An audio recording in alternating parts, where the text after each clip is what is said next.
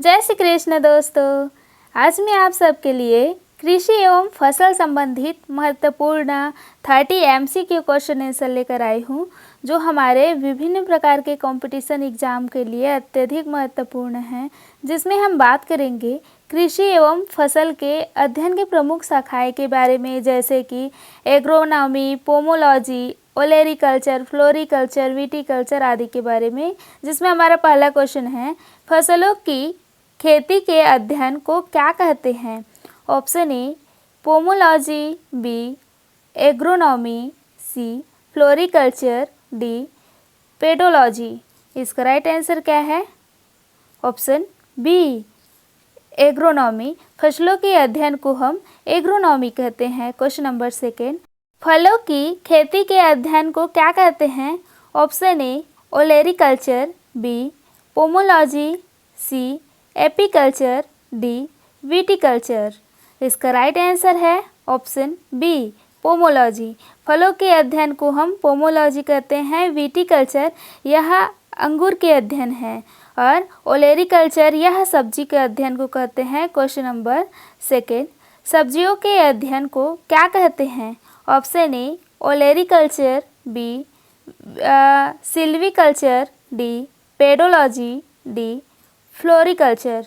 इसका right answer है option A olericulture. यह सब्जियों के अध्ययन को कहा जाता है, जिसमें सब्जियों के बारे में अध्ययन किया जाता है। क्वेश्चन नंबर 4, फूलों की खेती का अध्ययन कहलाता है?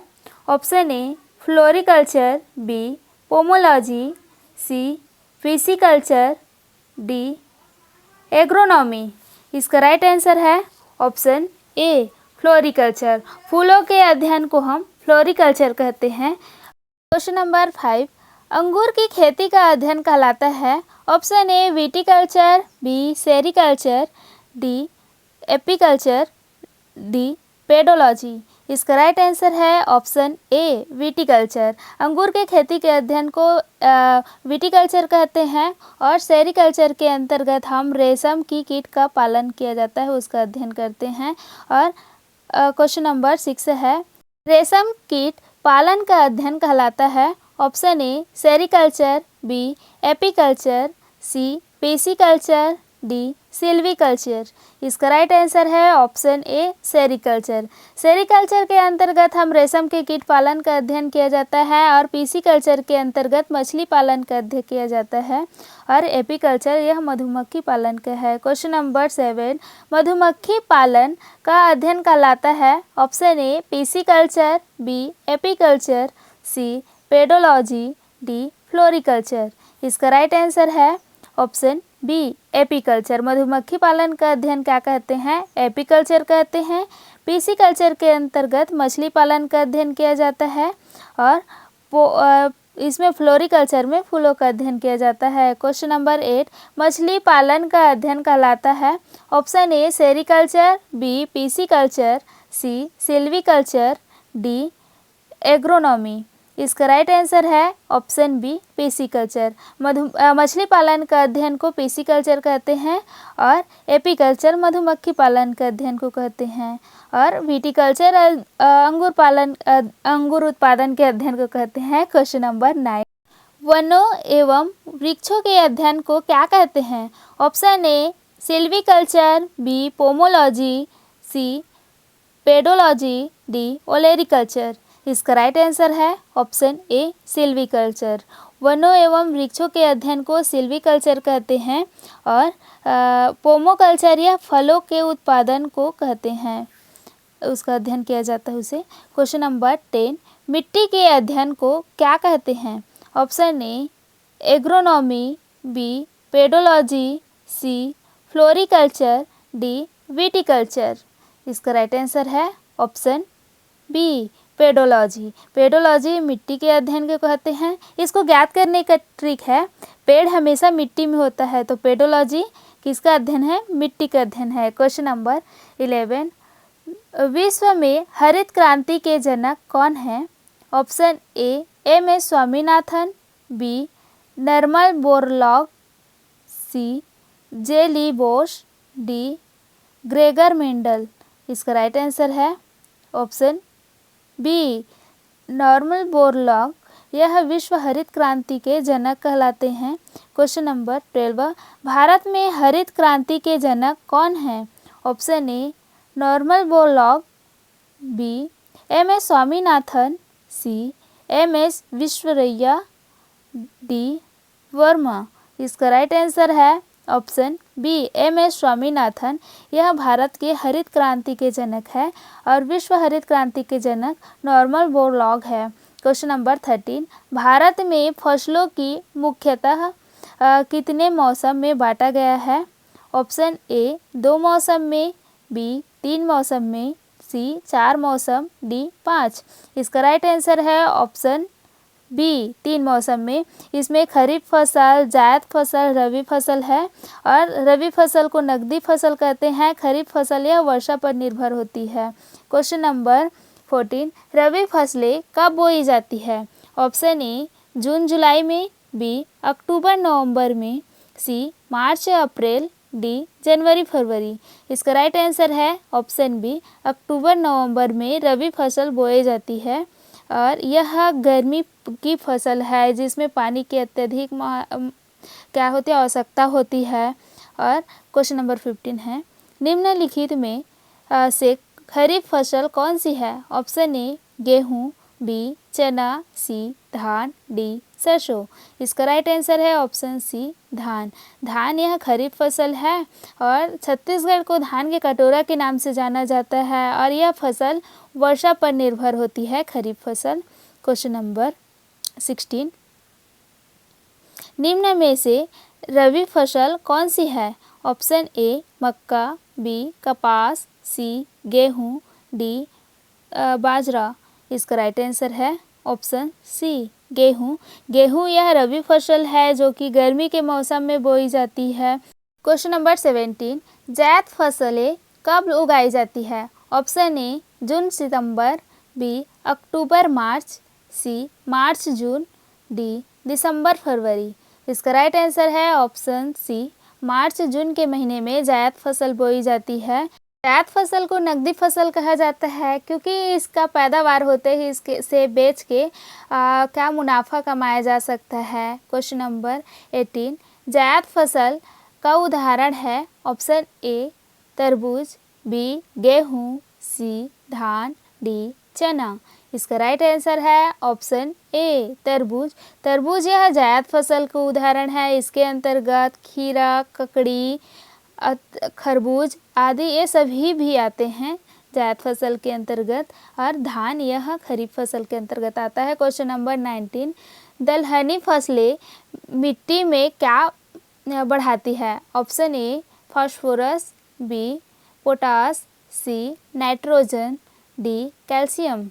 इसका राइट आंसर है ऑप्शन सी नाइट्रोजन। दलहनी फसलें यह मिट्टी में नाइट्रोजन की मात्रा को बढ़ा देती है जो मिट्टी की उर्वरकता को बनाए रखने के लिए अत्यधिक आवश्यक है।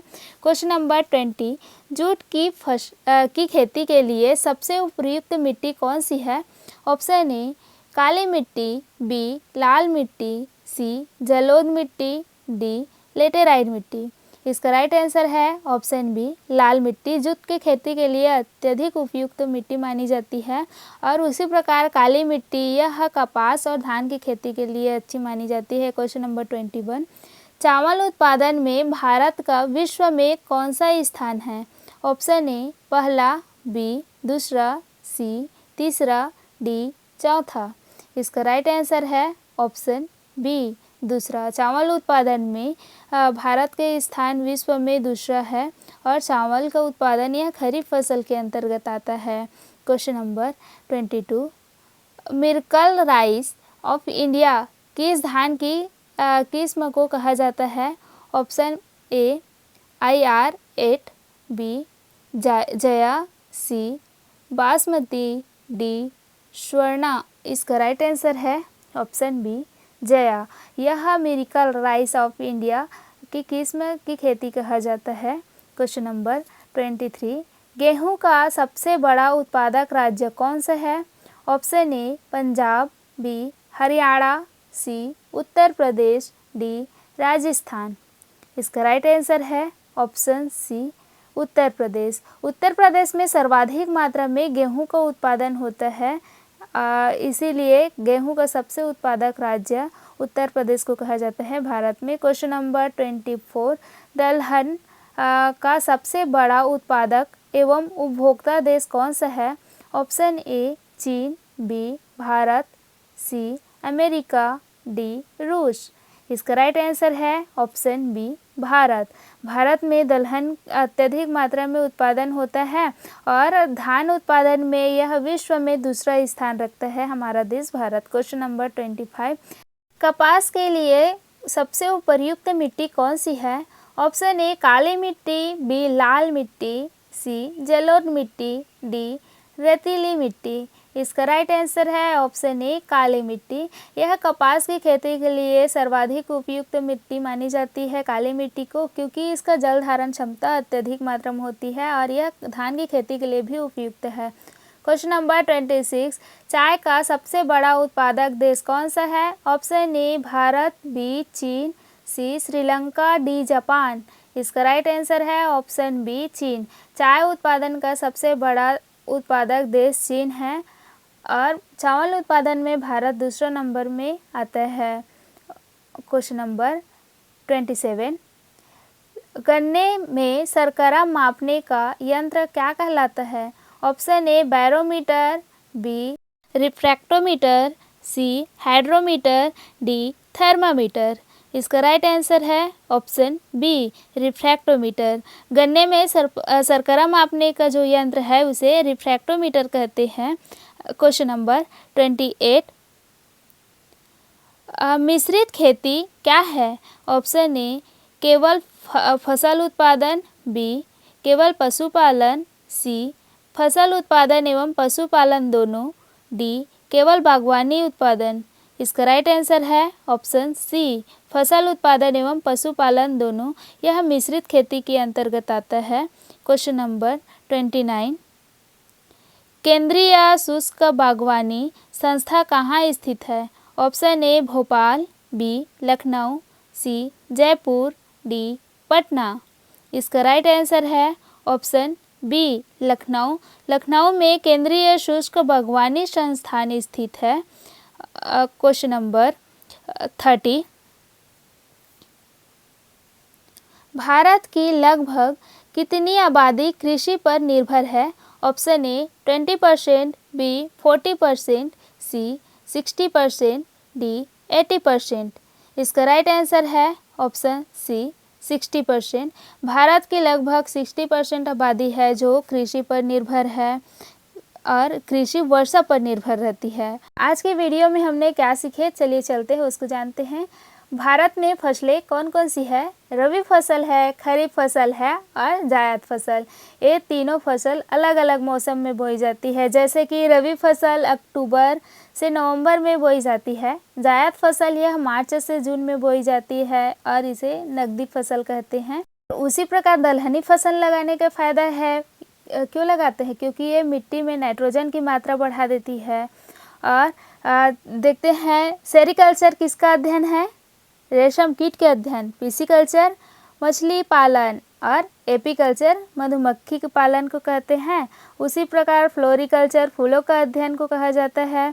विटिकल्चर अंगूर अध्ययन और वर्मीकल्चर केचुए के अध्ययन को कहा जाता है।